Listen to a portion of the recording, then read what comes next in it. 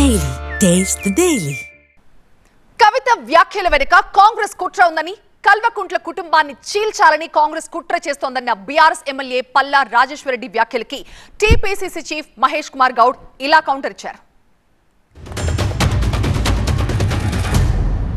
మొత్తం ప్రజలందరూ కూడా ఒకవైపు ఉంటే మరొక వైపు కాంగ్రెస్ పార్టీ కుట్రలు కుటుంబాన్ని చీల్చి లబ్ధి పొందాలని ప్రయత్నం చేస్తున్నారు. ఖచ్చితంగా కాంగ్రెస్ పార్టీ ఉందని చెప్పేసి అనుకుంటున్నాం.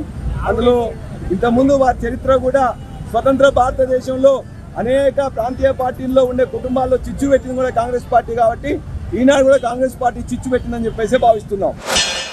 కాంగ్రెస్ పార్టీకి బీఆర్ఎస్ ఏ నాయకుడిని సపోర్ట్ చేయాల్సిన అవసరం లేదు, వెనకేసుకు రావాల్సిన అవసరం అంతకన్నా లేదు.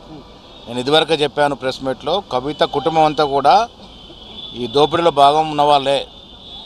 అది కేసీఆర్ కావచ్చు, కవిత కావచ్చు, కేటీఆర్ కావచ్చు, హరీష్ రావు కావచ్చు, సంతోష్ రావు కావచ్చు, ఇంకా చాలామంది వాళ్ళ బంధుమిత్రులు కావచ్చు, అందరూ కూడబలుపుకొనే రాష్ట్ర ప్రజల ఆస్తుల్ని ధ్వంసం చేశారు. అందుకే ఘోష్ కమిషన్లో వారు కాళేశ్వరం విషయంలో దోషం తేల్చింది.